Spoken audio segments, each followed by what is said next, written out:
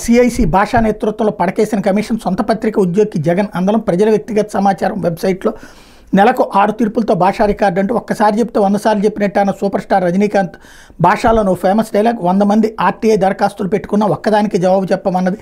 రాష్ట్ర సమాచార ప్రధాన కమిషనర్ భాషా తీరు వైసీపీ హయాంలో సమాచార హక్కు చట్టం ఉండి లేనట్టుగా తయారైంది ప్రతిభా సామర్థ్యంతో సంబంధం లేకుండా తన పత్రికలో పనిచేసిన అనుభవం సొంత జిల్లా తమ పట్ల విధేయతల అర్హతలుగా ఆర్ఎం భాషను అత్యంత కీలకమైన ఆర్టీఐ చీఫ్ కమిషనర్గా జగన్ నియమించారు ఇది రాజ్యాంగబద్ధ పదవి చీఫ్ కమిషనర్గా సమాచార హక్కును గట్టిగా నిలబెట్టాల్సిన ఆర్ఎం భాష దాన్ని సమూలంగా పడగొట్టడం ఏకైక లక్ష్యంగా పనిచేస్తున్నారనే ఆరోపణలు ఉన్నాయి రాష్ట్ర సమాచార కమిషన్లో వేల సంఖ్యలో దరఖాస్తులు పెండింగ్లో ఉన్నాయి ప్రతి నెల కొత్తగా వందల సంఖ్యలో దరఖాస్తులు వచ్చి పడుతున్నాయి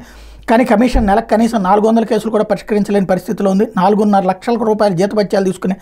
ప్రధాన సమాచార కమిషనర్ ఈ ఏడాది ఫిబ్రవరిలో పరిష్కరించిన కేసులు కేవలం 6 ఆయన బాధ్యతలు చేపట్టిన తర్వాత తొలి 19 నెలల సుదీర్ఘకాలంలో ఆయన పరిష్కరించిన కేసులు సుమారు 200 మాత్రమే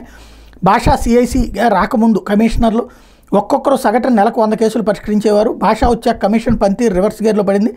సహచార కమిషనర్లు ఉన్న మరీ ముఖ్యంగా పనిచేసేవారన్న భాషకు అస్సలు గిట్టదని శత్రువులా చూస్తూ వేధిస్తుంటారని ఆరోపణలు ఉన్నాయి దరఖాస్తుదారుల సమాచారం బజార్లో పెడుతున్నారు ప్రజలకు తప్పనిసరిగా తెలియజేయాల్సిన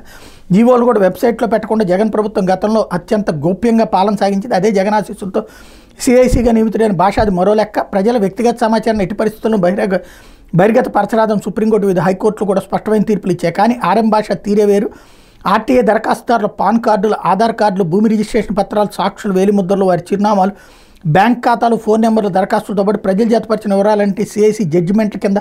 అప్లోడ్ చేసేశారు తీర్పులు మాత్రం వెబ్సైట్లో పెట్టాలని దరఖాస్తుదారులకు సంబంధించిన వ్యక్తిగత సమాచారం బహిర్గతం చేయడం సరికాదని కొందరు సహ కమిషనర్లు ఎత్తినూరు మొత్తుకుని చెప్పినా వినిపించుకోలేదు నేను తప్పు చేస్తా మీరు చేయాల్సిందే లేని పక్షంలో మీ తీర్పులు వెబ్సైట్లో పెట్టేది లేదంటూ సహ కమిషనర్లు ఆదేశించారు ఆ తర్వాత విషయం గ్రహించి అప్లోడ్ చేసిన